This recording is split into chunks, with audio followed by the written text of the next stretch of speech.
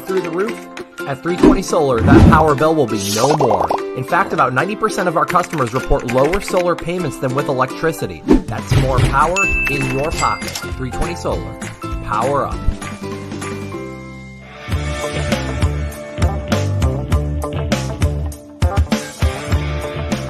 Going solar with 320 may cost you nothing down. But the work we do is not a $0 job.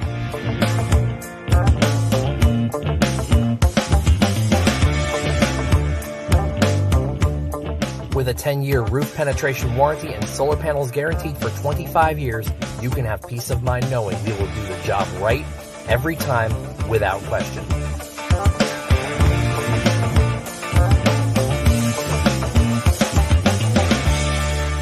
Solar. Power up.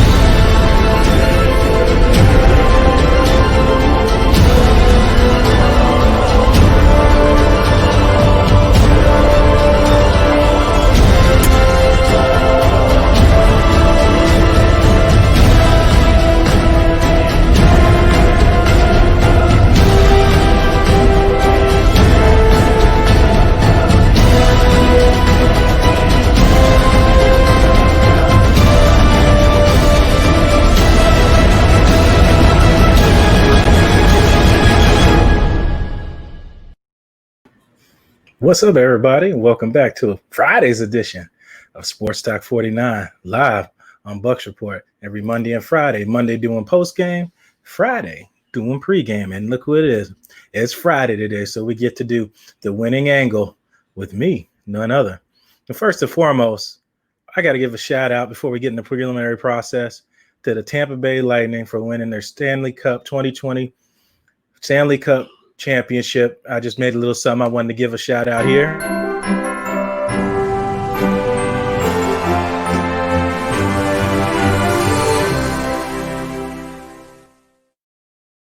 Isn't that cute? Just want to give a shout out to them, and we'll go through all the festivities that we got going today. Going to have on special guest Sonya Bryson-Kirksey, the anthem singer for the Tampa Bay Lightning. Get her perspective of what it was like for the Luna Championship and things like that. We'll get her on after the break at 3:30, and we'll go in and talk about what she's got going on and things like that, her experience with being there and with the team and what it's like working there, just her experience, because I know she's going to be full of energy and give you an insight what it was like with those guys going through all that they went through, being away from their families and things like that. So it's going to be awesome to hear her perspective. But as always, let's get through the preliminaries as we always do. Make sure to check out our sponsors. Just because the show was powered by 320 Solar at 320solar.com. Pay nothing out of pocket till 2020. They will pay your electric bill if you get a consultation, so it's worth trying it out. I mean, why not, right? Also, mycannabiscard.com, Fast Track Clinics of America, the nation's largest medical marijuana doctor network with over 2,500 state licensed doctors in all 32 states. Marijuana is legal. My Cannabis Card effectively links new patients with the closest state licensed medical marijuana doctors near them, while also saving up to 30% on just mentioning 30% on evaluation just for saying Bucks Report or Blake Anthony or Sports Top 49. And last but not least, they're every Sunday for at least 16 games for the watch parties, the official sports bar of Bucks Report, Sports Top 49, and all the other great shows here is the Deck Bar and Grill at Isla del Sol out in St. Pete. So make sure to check those guys out. Great food, great time. Ask for Cedric. Okay, with that being said, let's get to, as we always do, all the other shows that we got going on today. You don't got Peter tonight. Peter's taking the night off, if I'm mistaken. You got Friday Night Friends Fantasy with Joshua Cole Allen at 7:30, and then you got a special Cup of Ray, I believe, tonight coming on later on. Stand by and stay tuned of what they got going on later Friday. I see you already making prediction for Ronald Jones and everything. We will see. All right, with that being said, let's move on to the next thing. So much to talk about. All right, let's go into the you said Ronald Jones with yards, but let's go into the Madden 21 predictions and see what they got. See what Madden says this week. Madden's is on track so far. It has its 2-1, but the records aren't the same. I mean, the wins and losses weren't in the same with the same teams, because it said we beat the Saints and then we lost to the Panthers. So, and then it said the Bucks beat the Broncos. So let's see what Madden's got this week. Check it out.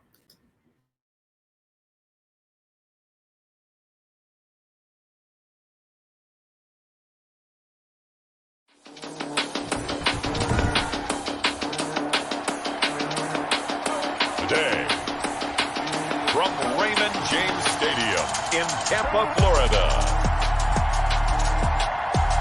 This is the NFL on EA Sports.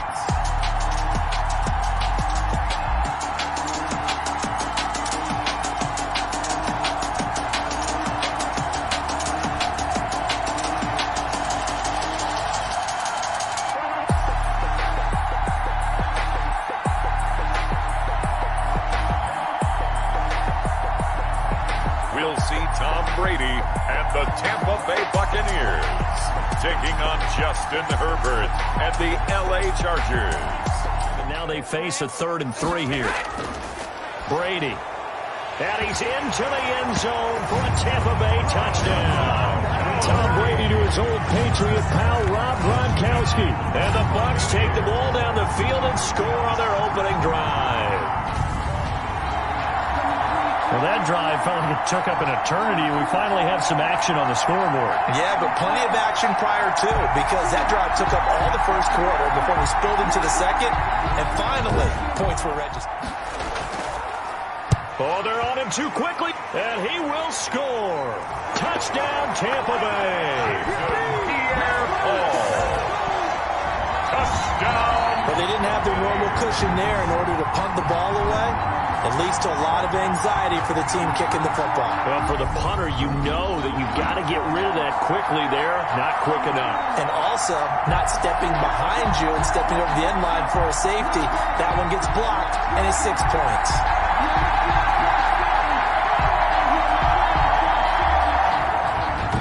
Target, he's so good at that, isn't he? I think he knew right away that he wasn't going to get to his primary guy. I think he read that as soon as he got to the line of scrimmage, knew where the pressure was going to come from, and said, I know how to beat that, and that's what he did.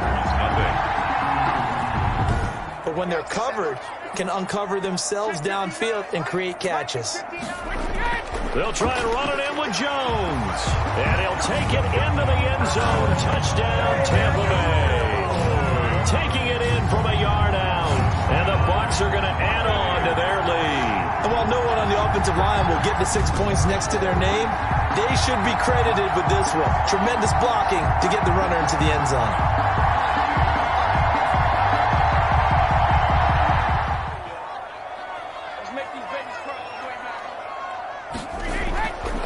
Here's Fournette, and they are going to score again. Yet another touchdown as they just add to their totals. Well, they decided to run it in and got it done on 3rd and goal. A lot of times that's a passing play. And the kicker, this has to come out for the PAT. He can breathe a sigh of relief as well, right? Although I don't know if he's really breathing a sigh of relief. I think he likes to put 3 points on his ledger.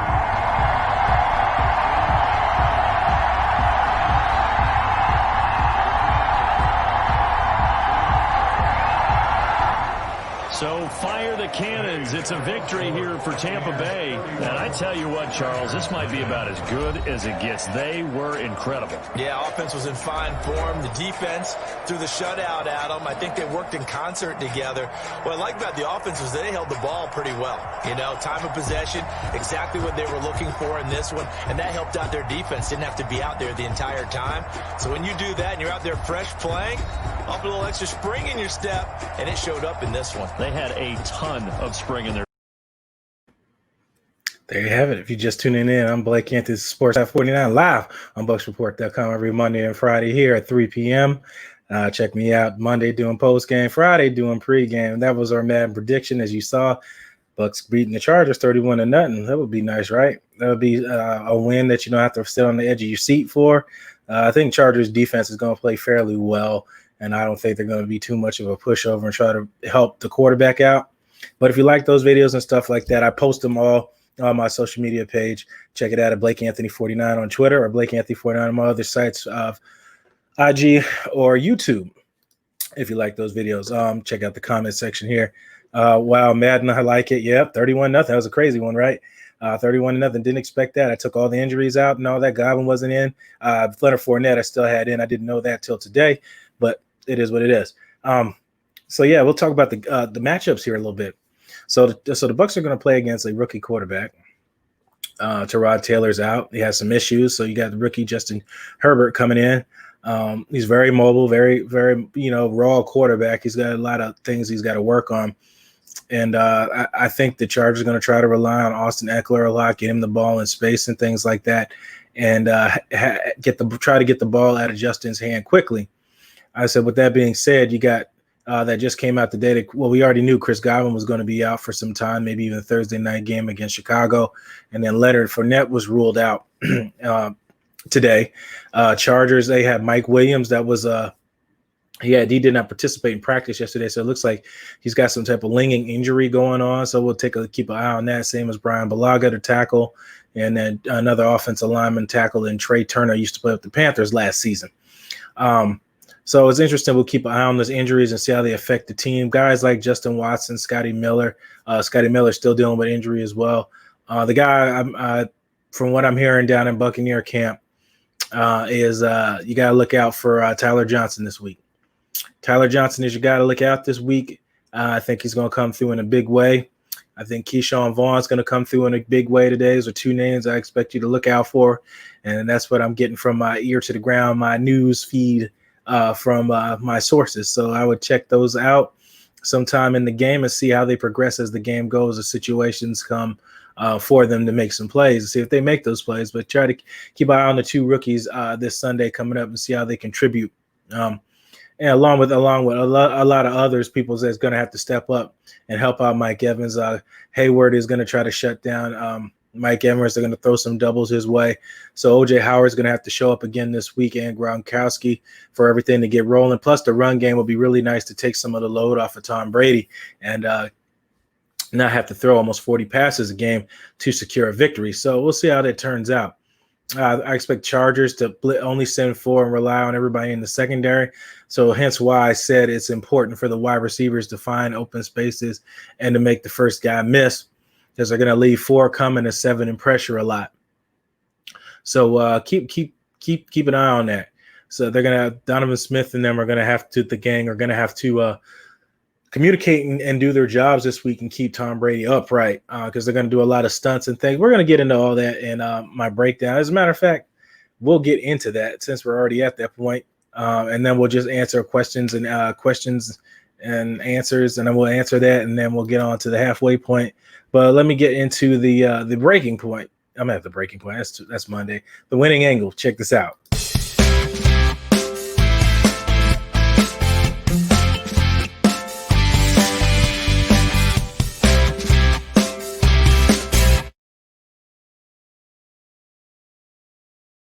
What's up, everybody, and welcome back to another edition of The Winning Angle right here live on Bucks Report with Mr. Blank Anthony himself.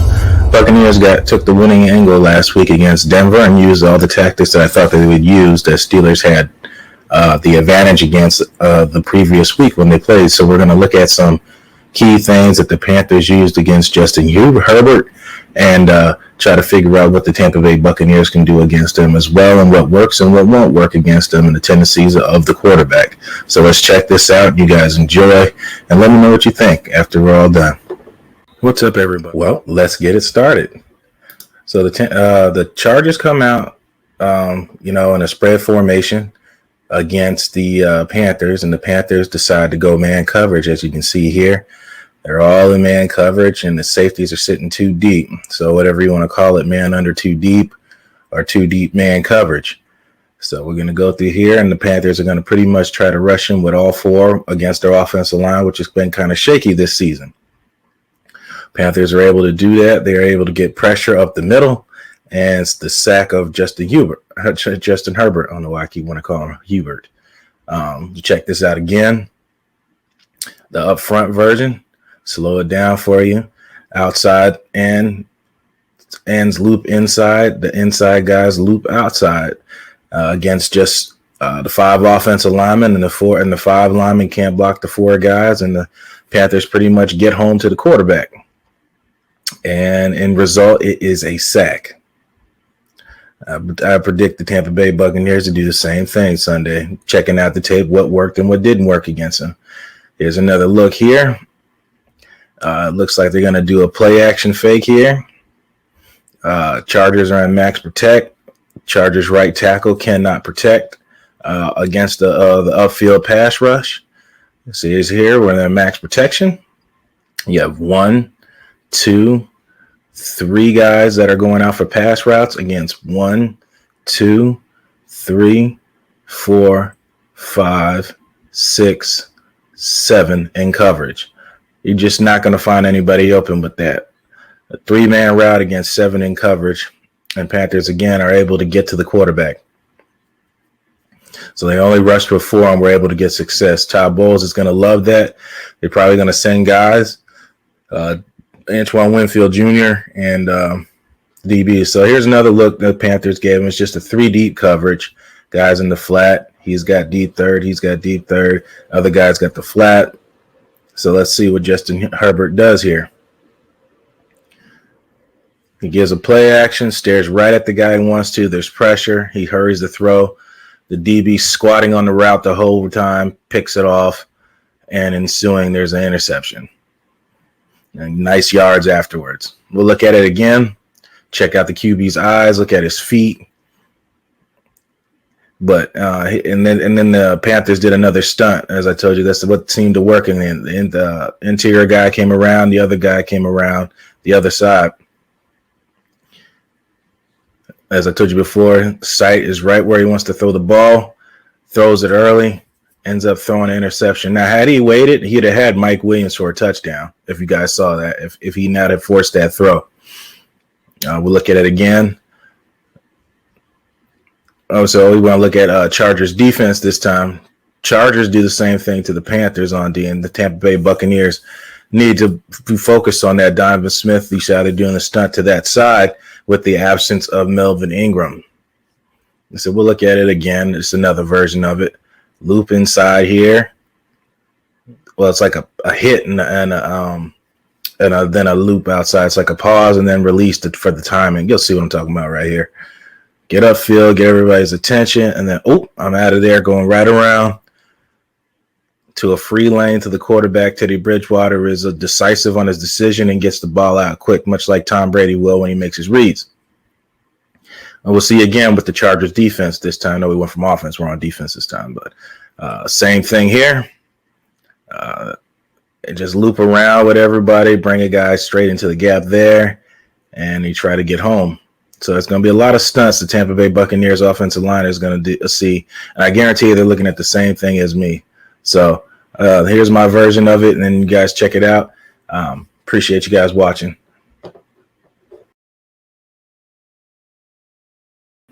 There you have it. That was me giving a presentation to me. If you're just tuning in, this is Blake Anthony on Sports Talk 49 live on BucksReport.com. The show is powered by 320 Solar. Go to 320solar.com for to control your electric in your house by going solar. Just go to the website and check them out. Everything else is self-explanatory.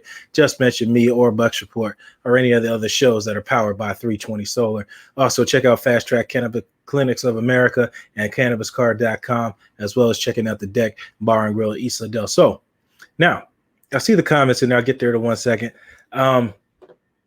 They're gonna every third down the Chargers ran that. They ran a stunt every third down. Every third down, they ran a stunt with the defensive lineman. They were one of the least blitzing team, as Nick Citro reported on his article. One of the least blitzing team. They want to get pressure with 4 and leave everybody else back in coverage. So Tom Brady's going to have to take a lot of check downs and get these balls in the windows or get people out of their zones and drop the ball where they need to drop the ball at on offense. So Leftwich is going to have to come up with a good scheme, a safe scheme for Tom Brady and the offensive line and the running backs to put themselves in winning situations against the Chargers, because they're going to get pressure up front with those guys, Tillery and Bosa. There's no Melvin Ingram, but you got those guys are going to get heavy pressure in that game. Let me go down the comments. I want to ignore Misador. What's up?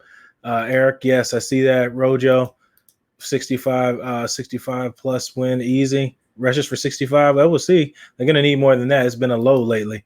What's going with Bucks fans? Yep. What's going on to Sean? Yeah, I put the link in there if you guys want to get on. Click the link. Wow, Madden, I like it. Yep, 31-0. Let's hope it's that easy. Deshaun, oh, yeah, we should be good on defense. I wonder what kind of blitz Bowles was going to be bring. Can't wait. If I had to predict, Chris, it's going to be something up the middle. Herbert really struggled to get those blitzes that came in those A gaps and those stunts and stuff. And he really froze because he stares down the one guy he wants to go and he's going to wait on the route. If it's not there, his eyes go down. Then he relies on his next best ability is his mobility. That's tend to what most people do. They go to whatever they have next to get them out of that situation. And that's what I think he's going to do. He's going to put his eyes down. He's going to decide to run. So we'll see how that works out. You're going to see Winfield. You're going to see Whitehead. You're going to see Devin White and Levante David blitzing those gaps and blitzing those outsides. But last week I thought it was the blitzing off the dog blitzes off the edge. I think it's going to be a lot of interior blitzes this week, and they're going to let Shaq and JPP get along those edges and get pressure on Justin Herbert because he tends to hold the ball when his read is there. He's going to wait on it, and then he'll take the sack or just abort the play and then scramble to find somebody open. If these guys just stay disciplined and stay home, Justin Herbert will throw him an interception. He has a tendency to force the ball early to get antsy because he feels pressure coming, and he's going to get he's going to get the ball out of his hand. Misador, what's going on, brother? They is going to feast. I believe so. I believe he will.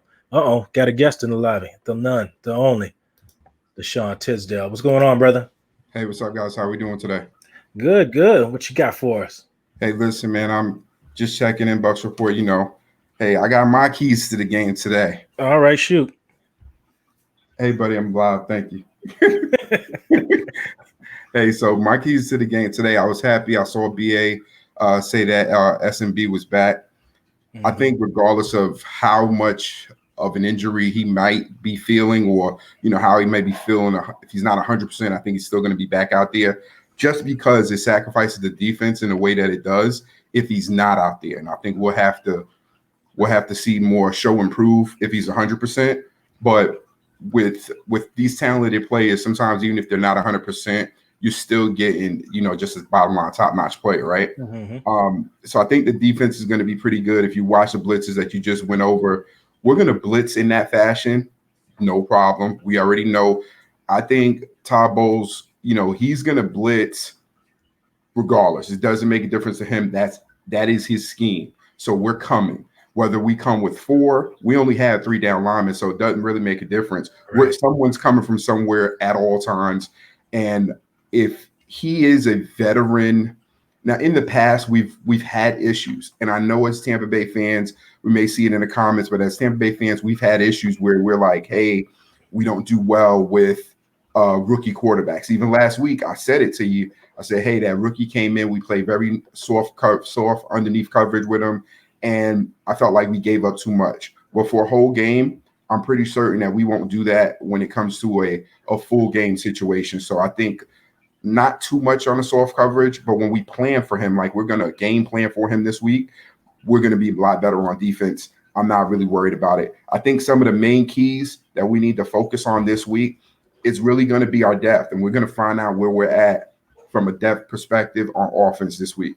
I have no issue if Tom Brady does not have a phenomenal wide receiver out there as a Chris Godwin, or if we're missing Leonard Fournette, which I'm champion for Leonard Fournette to come out and do what he needs to do when he's back. But I feel like we'll find out what Rojo has this week. I don't think we're going to see as much of Keyshawn Vaughn, even though I'd love to see him, but I don't think we'll see as much of him as people may really think because that BA hasn't shown that that's who he is. BA doesn't show that he's going to, really just put that much stock or confidence in very young players. He doesn't do that. But what I do think that we will see Tyler Johnson. BA just spoke about it today on Bucks Report when they went live on Facebook. You just saw him say, hey, he loved to have Tyler get that catch. And then aside from getting that catch, preseason, I think there's been no one, you included, Blake, me, I think everybody on Bucks Report has said, hey, Tyler Johnson is an absolute steal. We're happy to have him, and we think he's going to be great. So he gets, preseason, if you want, injury, right? And he's not 100%, but he's got a lot of mental reps. So I'm looking at right now that, hey, he's got these mental reps. I expect him to be able to come in and do something. And once again, I think it goes back to the fact of having the GOAT. That's who we have. I'm watching Hogan. I just saw Hogan on Thursday, and I said, hey, Hogan doesn't look the same without Tom Brady. These minimal receivers don't look the same without Tom Brady. But if I take someone that I say, hey, this young man definitely has talent, and I'm going to put him in real great situations by still having a Mike Evans, I'm not worried about offense. I would love to have those pieces and get continuity, but I'm going to tell you, with having Tom Brady, not Jameis, I'm going to say, hey, if we pulled every second and third player off the bench, I think Tom can go out there and do it. It's nothing to me to believe that Tom cannot turn this into New England in 1 second and start dumping to both of our tight ends constantly.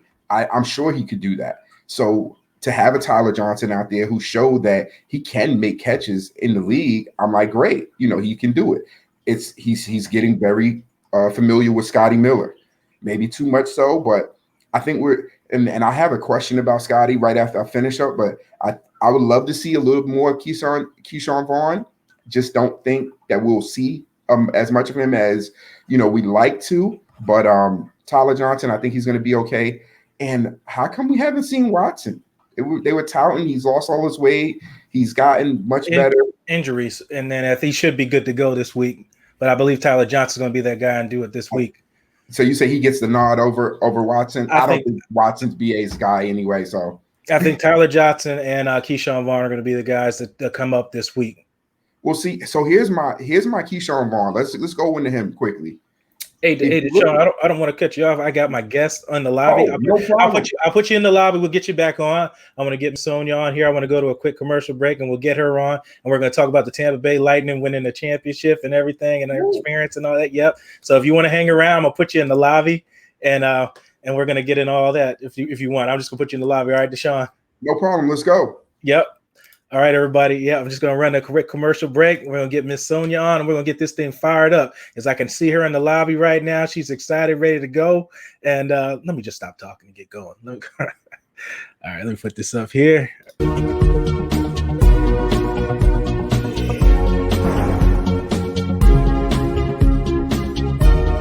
Power bill through the roof?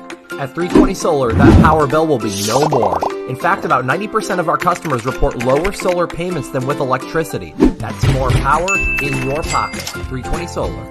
Power up.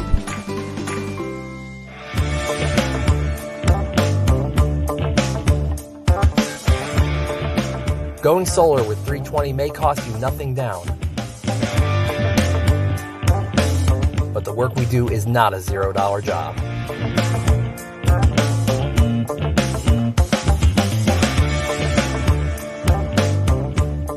With a 10-year roof penetration warranty and solar panels guaranteed for 25 years, you can have peace of mind knowing we will do the job right every time without question.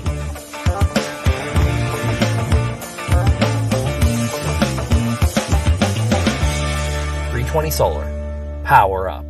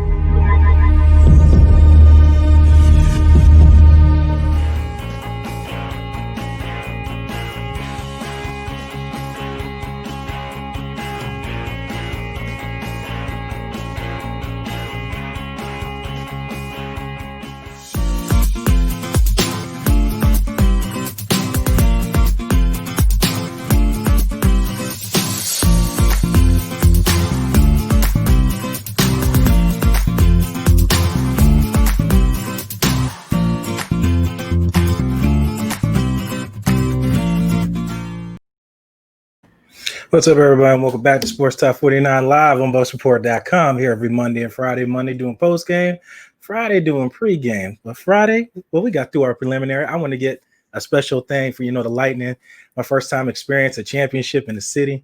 If you ever know about me, I never really had a home team. Tampa felt like home to me. Those who don't know me, I was born in Anchorage, Alaska. So I don't have a home team.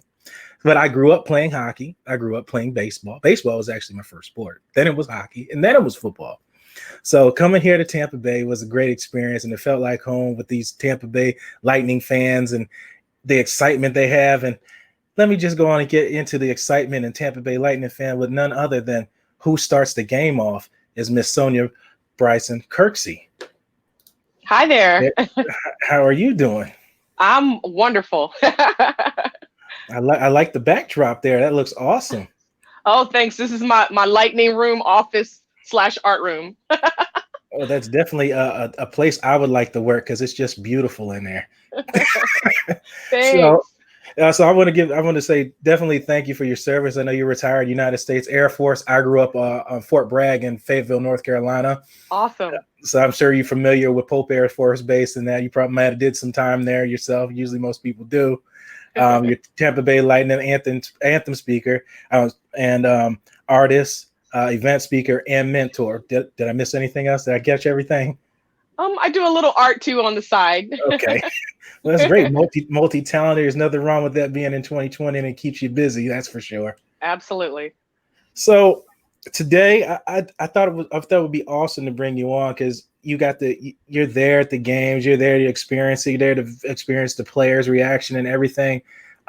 What was it like the moment you saw that the Tampa Bay Lightning were champions for you? Well, the awesome part was being at the Amalie in my home, I call it. Mm-hmm. The guys weren't there, but everybody else was there. All the staff was there. And there's a few season ticket members that were there at the watch party that night. So that it felt like family. It felt like everybody from the games. In excess of it being 40,000 people in the stands. It just felt like home. And so to watch that clock count down, I think when I started looking at it was like 10 seconds, and I just was like blowing up on the inside. It was like the longest amount of time. It seemed forever. So I know exactly what you're talking about. Jesus Christ, that clock is moving slow. Exactly. I'm definitely glad to hear that I wasn't the only one. I just, you get there already. And then it's like, even after it happens, like, is it for real? Did this really just happen? I know.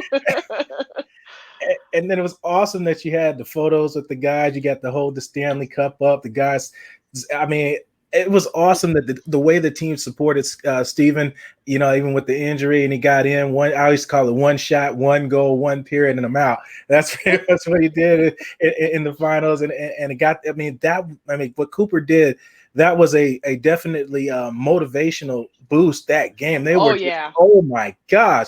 It was just, he was here, and then it was here. It was, if there was another level to get, they got to that other level. It was just awesome. So, the experience being there at Amalie with all the fans, I know that was awesome. I know you got a lot of fan interaction and things like that. What was the feel like from the fans?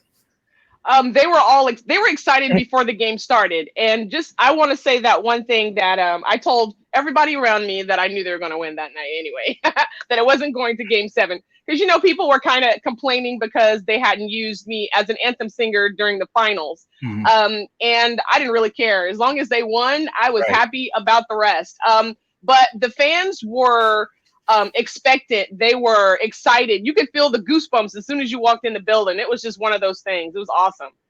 I know everybody was just like, oh, when they lost the back-to-back game, which was weird. They hadn't done that, I believe, since 2009. They haven't done a back-to-back game like that. And I'm sure it had something to do with other games that were going on at that time. And I knew the Lightning were probably a little tired that game, probably beat up. It's less than 24 hours. You got to get back on the ice and put your body through that again. And then on top of, not being away from your family, like, did the guys ever talk to you about like them being away from their family and all that for that amount of time?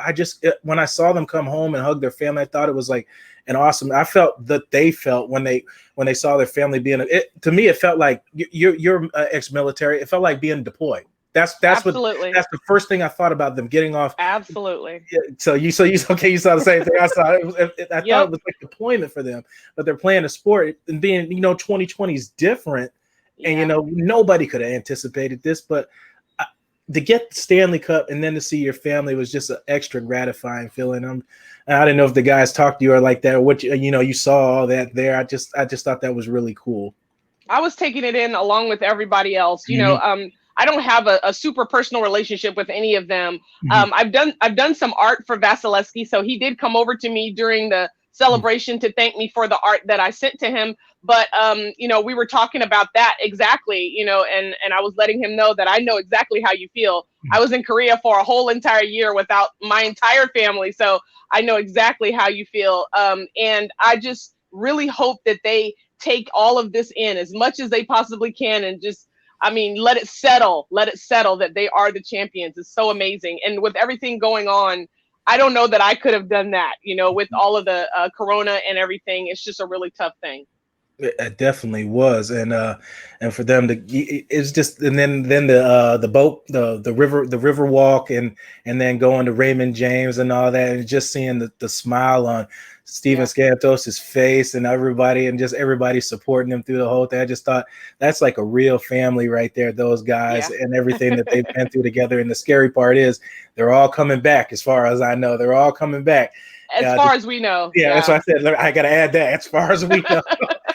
Because you never know, in the middle of the season sometimes, or the middle of the off season, you'll lose somebody, and it's like, wait a minute, what happened to such and such? Or somebody offers you a deal you can't refuse. You just don't know. So as of right now, everybody's coming back that we know of. Did you get to see the Vinnick family and everybody? When everybody came home, and what was the feeling like for them to get that monkey off their shoulders after being so close for so long, and then finally being able to hoist her up?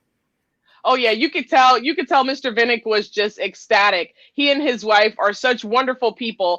I always loved them because they gave me an opportunity to sing almost 8 years ago for them, and I just think that they're awesome people. And I know that he was so super excited because he kept smiling. And Mr. Vinnick, he's not a stoic person by any means, but he's a very professional man. So just to see a smile painted on his face the entire time I was talking to him, it was just awesome. I mean, it had to be priceless. It's just, yes, we did it, and we could do it again. So now now you set a new bar. You got there now. Now you set a new bar, and that's a good feeling. Because to me, I was like, Steven's the last guy to get it. I said Ovechkin got his in his late 30s. Well, no, about mid 30s. Ovechkin was the last one, courtesy of the Lightning. Unfortunately, they got it. Courtesy, Sidney got his, and among others. But Steven, to me, Steven was the last one to get his, and I'm glad he finally got his. Yeah. And now you can get that out of the way without worrying about that. And now you can go back to just being Steven and the team and everybody just playing together as I expect them to be, the new style that they play. I really like that too, the more aggressive style that they play now. Right. And then I wanted to get that sweep from last year off of our backs. Oh, it was just one of those things that I continue to hate to hear the NHL Network talk about. It's like, oh yeah, they got swept last year by the Columbus Blues. Okay, can we stop talking about that? We're in the playoffs and we're done with them, but they continue to talk about it. So hopefully this eclipses everything that they could ever say bad about Tampa Bay, even though I don't feel like we get our props sometimes, No, I'm glad you see it that way too. I think you do too, as well, in my opinion, that, a lot of people play Tampa Bay as second fiddle all the time. And I don't believe they should do that, at least in the hockey aspect. Football has its Tampa Bay Buccaneers have their only right perspective, with the troubles that they've had for years. But the Lightning, as far as for me being an outsider coming here, taking on these teams and all that, the Lightning have been together. The fan base has always been supportive, win, lose, or draw. And that's been consistent. Yep. And like I said, I'm speaking as an outsider. I wasn't born and raised here. They're a family. They stick together, win, lose, or draw.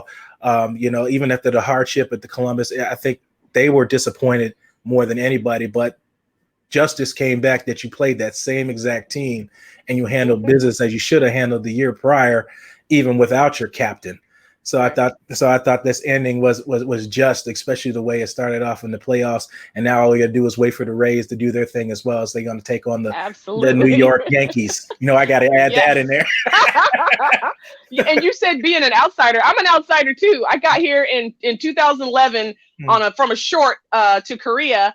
And when I got here to this place, and I have to say it that way, is I just couldn't imagine a place more welcoming, from all the sports teams to the downtown area to people walking by you. Being military, I think this is a military town just as much as it is a sports town, and they love us. They love the people that serve.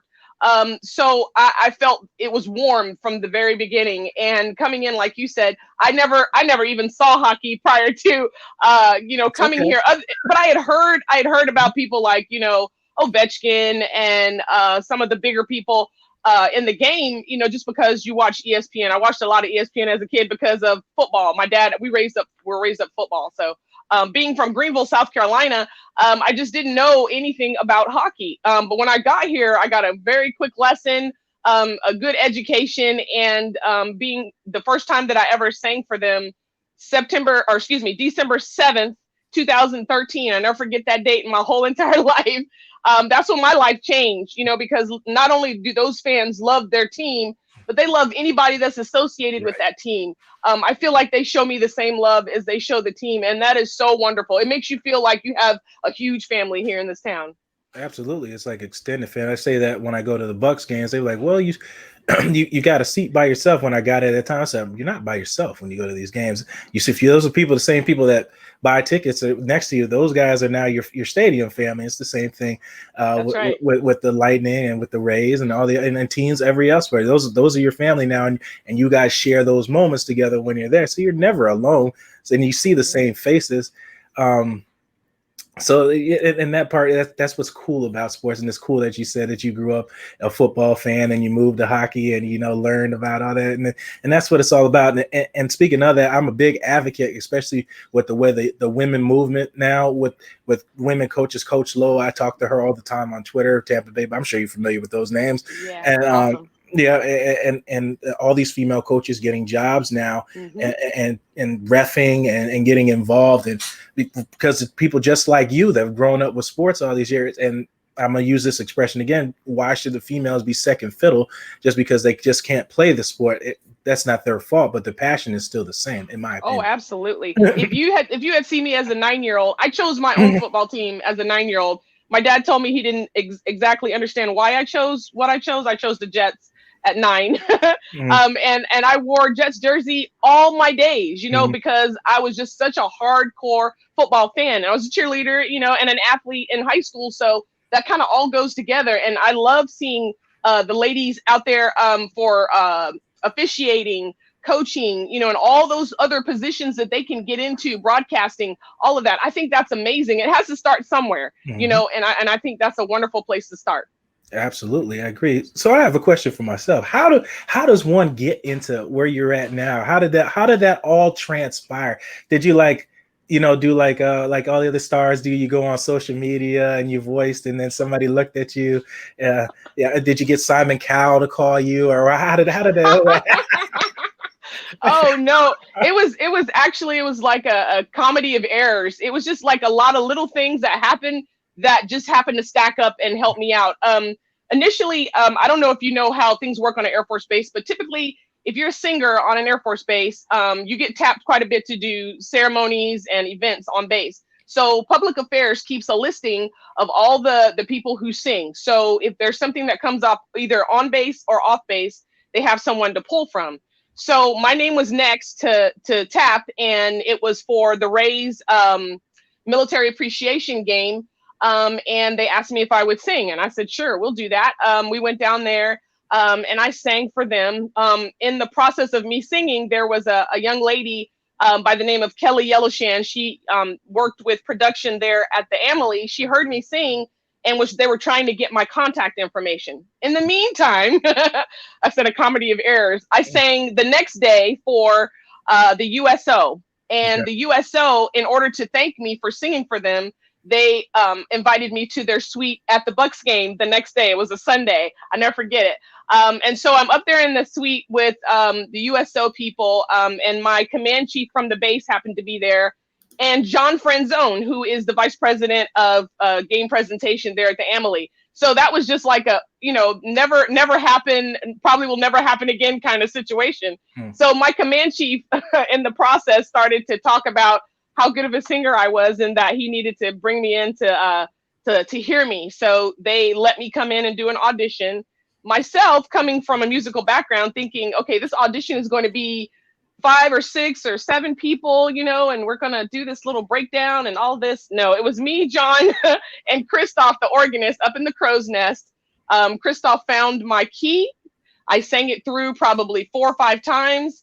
And then John asked me if I could sing that Saturday coming up. Yeah, that's awesome. You're right. That is a whole list of things that transpired into that.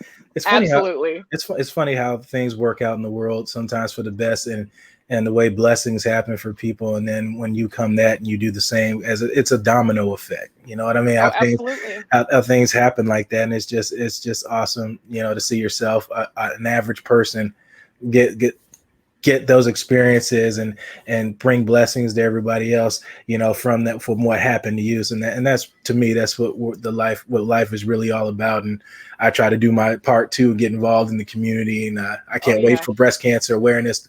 It's already happened. It's already October. Geez, like time flies by so fast. It does. I like. I'm the same way. I have MS. I was diagnosed with MS right before I retired from the military. So I'm involved in everything MS in this town. So when March comes along and it's National MS Month, I'm always involved with that. Aside from that, I also do work in the school. So what I try to do about maybe 6 or 7 times a year is to go into elementary schools and read to the kids. So I'm a really big advocate for education and reading. So I feel like with little people from kindergarten to like 2nd grade, sometimes they don't have that person in their life to read to them or to, you know, maybe help them with words and stuff like that. So I make sure I do that every single year to get in those schools. It's a little bit hard right now with Corona, but it's what we have to do. And that's awesome that you get involved like that. It's the point that I get out of that when you tell me these stories is just normal people can make impacts on somebody else's life. You don't have to be a superstar. I did a giveaway. I did a Mike Evans giveaway for Feeding Tampa Bay for all those people that lost their job per coronavirus and things like that. And they asked me, you know, like, why did you want to get involved? I said, I just want to show that average people can be involved. You don't have to be on a spotlight to do something. You don't. That's right. You don't have to put yourself on Facebook. They're doing something like that to for it to mean something. Like the people that need to see it aren't on Facebook, if you get what I'm saying, without being biblical. So absolutely. So that's just awesome the way you say that. I just wanted to make sure that point was put out there, that average people can make a huge impact on everybody's life every day, and that's really what matters. So how do you like your job there? Like, is it do you even consider it work? It is. You know what? It's a saying that says a man who loves his work never works a day in his life. That is me. That is totally me. Because from the time that I walk into that building prior to games, I'm there 2 or 3 hours prior to the game, to the time that I leave, I am just turned up all the way. Right. I just love it. I love being in there. You know, going in there is cool. It doesn't feel like it is outside, you know. So, and then you run into the people that you love and that you talk to all the time. The people in the Amalie Arena, I call them my Amalie family. I mean, everybody from the ushers to the people that clean. I know them all. I love them all. And they know me and love me too. And I think that that's one of the things that when you work in a building, you get that knowledge of people and you learn to make relationships with the people around you. And it makes the experience just even better, you know, not to mention, you know, Bolt, we have a dog over in the Amalie Arena as well. Our little Bolt dog, I think he's I don't remember what kind of a dog he is, but he's an awesome dog. He just runs around and chases pucks all the time. So we love playing with him and Thunderbug and, you know, and everybody who's in the executive side, the staff side, they're just amazing people. Everybody is wonderful. When I talk about people, an organization putting the cogs together to make those little small victories happen, successes happen, they do that. And in doing that, it makes the big success happen. No, absolutely. I think me and other guys here at Bucksport, we talk about all the Tampa Bay sporting teams, and the one team that we use as the marquee is always the Lightning. I said, how you involve the fans, how you handle your business, how do you handle that when people leave? Do you do them dirty? Do you do things properly? All that matters when you be called a serious organization and things like you treat your staff. Let's not even talk about the people that getting the big salaries here. Let's not even talk about them. Let's talk about the other guys that nobody knows about or hears about. The way that you treat them. All that plays into experience, and that is why I'll never forget my first game going there to the Lightning Stadium with the buzzing going on top of your head. and it's just an experience like you can never like imagine when you go in there and it's just a friendly atmosphere and it's just great to be there. And I couldn't expect it less from you saying that it's not like work going in there. Like you said, you're there early and you're there late because you love doing what you do. I do. And it's world-class customer service with the people that work there. You know, they taunt that for their meetings when they're getting ready for a game. They always talk about that world-class customer service. And you can see it from the top of the building to the bottom of the building every single night. I'm sure it's really even more happier now after a Stanley Cup helps out. Absolutely. I was so happy I got to take a picture with it early on because I was just buzzing. I literally was buzzing with excitement. I don't know how many times I smiled and cried at the same time. Yeah, you look so excited on that photo holding that thing up. I said, look at her. She's so super excited. And so you would. And I had to have help. That thing was heavy. It was so heavy. I'm gonna give you props. You made it look light. That's all I'm gonna say. I had two guys on either side, one guy on either side helping me hold that thing up. Because when I first picked it up, it was sitting on top of my head because I couldn't push it any further. He said, no, you have to hoist it. So one guy got on the other side and the other one on the other, and they helped me push it up. Oh, all right. I was giving you all the credit, but that's okay. Nope. Appreciate it, but no.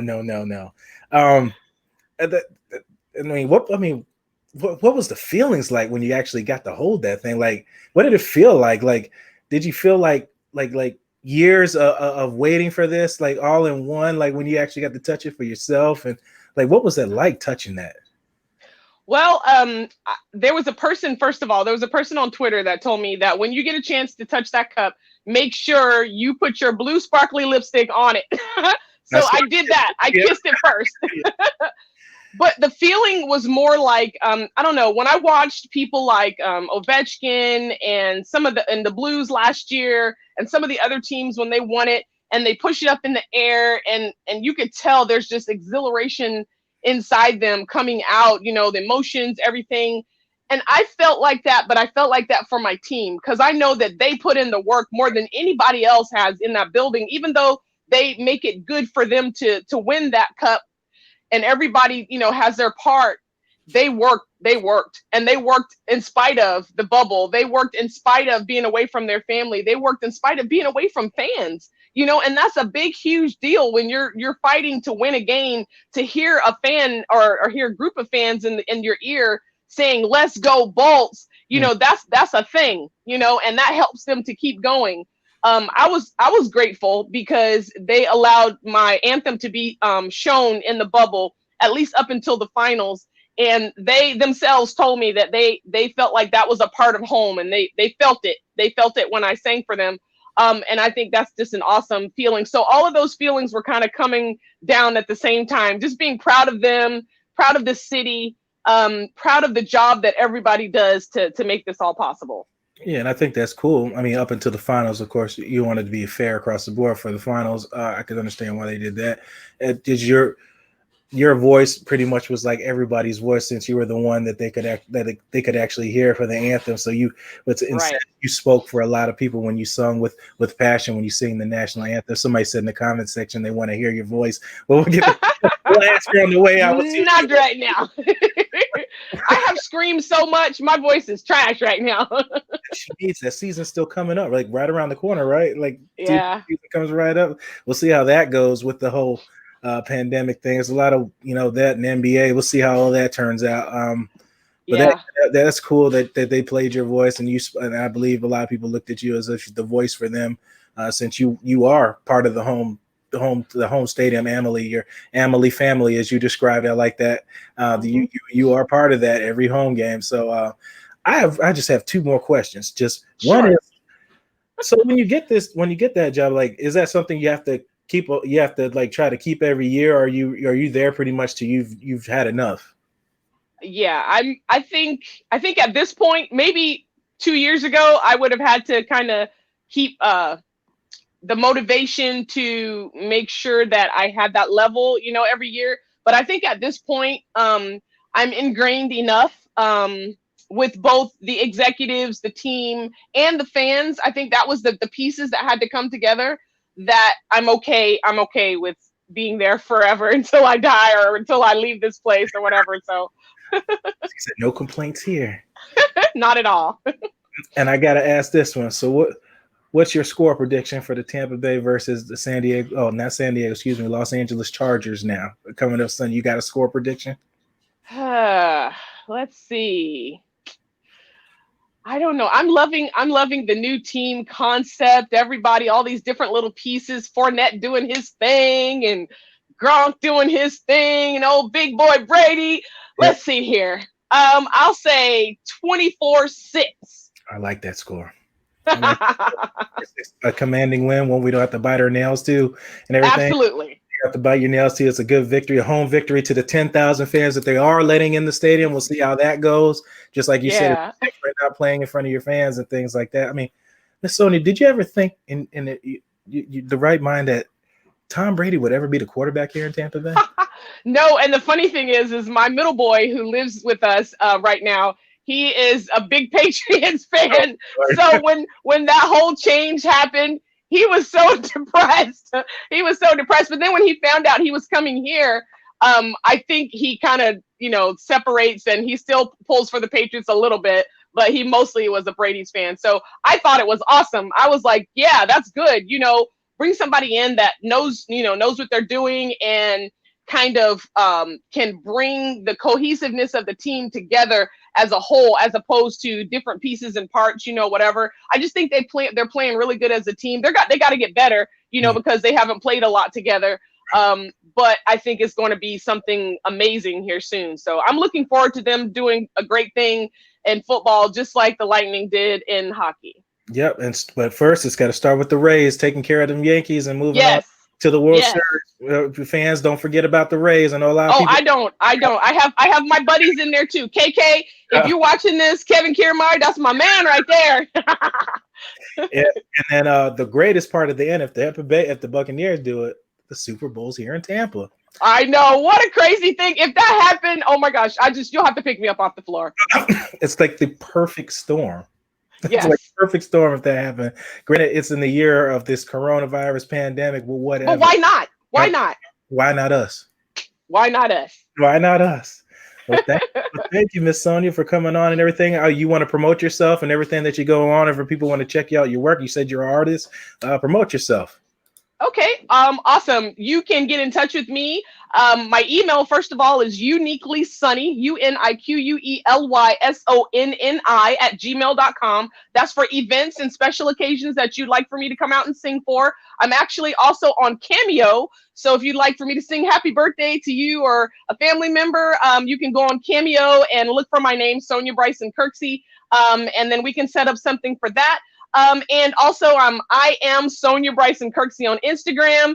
Sunny Sings on Twitter. Come see me. You heard it right there. Come see her or else be disappointed. I know. I'm witty with my words. I know. I appreciate you coming on. I was glad to have you back another time. Talk some more sports. This is always fun getting a woman's perspective. I always have my guest co-host Monday, Allison, come on. She does works for Steelers Wire and covers the Steelers, but it's still great talking sports with somebody else in a different perspective, especially female. Oh, absolutely. So it's always great. We're just goofballs, just like me and you talking back and forth, just silly. Sometimes we get off track because we get so conversation.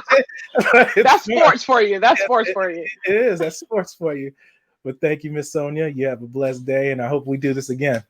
Awesome. Thank you. Thank you for having me. No problem. There you have it, Miss Sonya. Tampa Bay Lightning's anthem singer. No, she couldn't sing, guys. Her voice was down. She's been yelling and screaming and everything. And with the championship coming here, you got to give the lady a break. You know what I mean?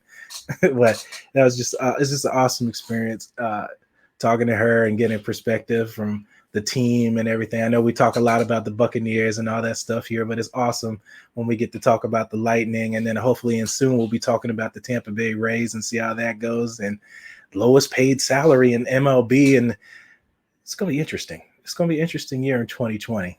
Let me go through some of the comments here and see what we got. No, Eric, she's not going to sing. I see you put that comment there. Thank you for your service, Sonya. Christopher Cole says, I don't know if you can still hear me, Sonya, so I can see you in the lobby.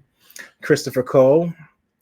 Heck, Brady had less weapons in 2007 when he had Gronk. Oh, he had Gronk and Moss. Yes, that was a hell of a year when he had Tom Brady and Gronkowski, but went undefeated and unfortunately lost to the Giants yet again in the Super Bowl. Eli Manning just finds a way to get Tom Brady. Gary Buff, Watson was hurt last week. Oh, he's talking about Justin Watson. He should be playing this week, but he's got to definitely perform, man. Tom Brady's going to need some help. Tyler Johnson, the rookie, he's finally healthy. He's finally going to be getting his chance to come out there and produce. I think he dropped the pass last week in Denver, but, still coming out, missing the whole offseason with injury, coming back and finally, getting in full swing and with live bullets in the game is going to be a little different. But I'm looking forward to seeing him and Keyshawn Vaughn, rookie, out of Vanderbilt, where a lot of people thought Tampa Bay reached on the 3rd round draft pick. Get to see what he he can do. Win 140 yards in college against the championship LSU Tigers. That a lot of people didn't know about that. Had one of the worst offensive lines in Vanderbilt. A lot of people don't even know where Vanderbilt is. If you don't, it's in Tennessee, folks. It's in Tennessee. But that's just what it is. I wonder. Was that Christopher Cole? I wonder what kind of blitz balls are going to come up and bring. I think Deshaun, when Deshaun was talking earlier, he's going to blitz a lot in the A-gaps, I believe. From what I looked at from when they played the Panthers had a lot of success in blitzing those interior gaps because Justin Herbert, as I showed you in the video and my the winning angle segment, he tends to stare down his receivers. Because he's not comfortable yet. And hopefully Todd Bowles and that defense will keep him uncomfortable. And you stare down your receivers, you wait on routes, and you force balls quicker than they should. That's what pressure does to you, unfortunately. That's why it's so important to get to quarterbacks and not let them get to their outlets and not let them get to what they want to do in their spots and things like that. And that's what they're going to do to Justin Herbert. But most importantly, you got to keep him contained because this kid is athletic. He can run, much like last week with Driscoll. But Tampa Bay had a great plan to keep him contained and forced him to put the backup in that played Thursday night against the Jets and that crazy ending, how that happened. I got more comments. Let me scroll down. We all need to remember that they missed 400 reps. Yeah, in preseason. And I was a huge advocate for preseason. I know a lot of people are like, oh, it's preseason. Oh, they're meaningless games. Oh, they're, they don't mean anything. You see that they do now. Does everybody know that now? Do you see that they do? Those live reps against other teams mean something because it works on timing. It works on communication, the big part. Somebody else scheming against you. It's not the same when you're practicing against somebody. I know what John's going to do because I play against him all week. We talk every day, but I don't talk to Mike that plays on the other team. So I don't know what his tendency is going to do or stuff like that. And those are the things that get you ready for games, to get you out of not creating penalties, helping not create mental mistakes. Luckily for the Tampa Bay Buccaneers, Tristan Wirfs, the right tackle, has been playing exceptional so far, and he is as advertised. And he's getting a lot of props from his other colleagues on the offensive line, and Ali Marpet, Donovan Smith, and those guys. And it's great to see that coming out of a young man. And it's still amazing to me sometimes that these guys are 22 years old and asked to play on a platform with 30-year-old guys and things like that, and seeing how they fit in and all that stuff. So I think it's awesome that he's playing really well at this point in his career. And we're going to get out of here. We've got our time. I got Miss Sonya on. That was better than I expected, man. That was awesome. Like I guess I could feel her energy from the moment she came on the show, and how she felt about the team and what it means to people on this team, and talking to the owner of the team and stuff like that. And then her being ex-military and stuff like that, a female into sport, all that stuff is awesome, man. I'm just glad I got to share that with you guys and things like that. And I will definitely have her back on to talk some, hear her aspects and her points and stuff like this. I love hearing other people's perspectives. It's awesome. And that makes sports fun. I got a little dry throat. Again, if you just tune in to Sports Talk49 Live on booksreport.com every Monday and Friday. Monday doing postgame, Friday doing pregame. Make sure to check out our sponsors, 320solar.com. Free, they will pay your electric bill for just getting a consultation. So check out 320solar.com. You pay nothing out of pocket till 2020. Check out Fast Track Cannabis Cannabis Clinics of America, as well as mycannabiscard.com. And last but definitely not least, the Deck Bar and Grill at Isla del Sol. I'm gonna wrap it up and get out of here. Put up my where you guys can find me at. I'm gonna be all over Twitter, posting stuff, giving my predictions, and I'll be on with Peter and the guys Sunday down at the Deck, talking sports as we always do, talking about predictions and talking to you fans and everything, and an experience. So I'm looking forward to it. I think we got through all the comments. I got nobody in the lobby. We'll get out of here. And I'll see you guys Monday, hopefully. Well, it's going to be Monday, and then I got to do this again Thursday to do a pregame to the Chicago primetime game. So no rest, no sleep till Brooklyn. Again, we'll end this as we always do. You're the master of everything. What you do with your life, what you do with it is entirely up to you. Thank you, guys. God bless. And always fire those cannons.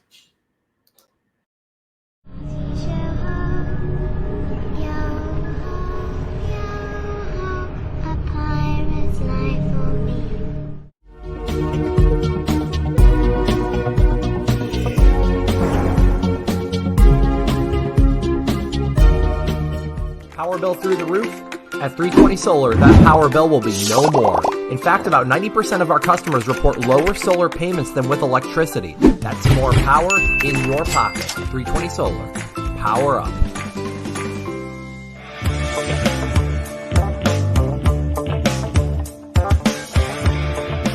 Going solar with 320 may cost you nothing down. But the work we do is not a $0 job.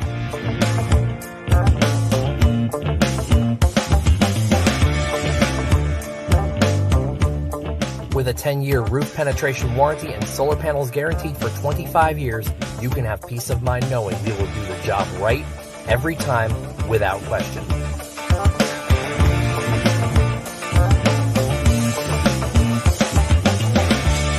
320 Solar. Power up.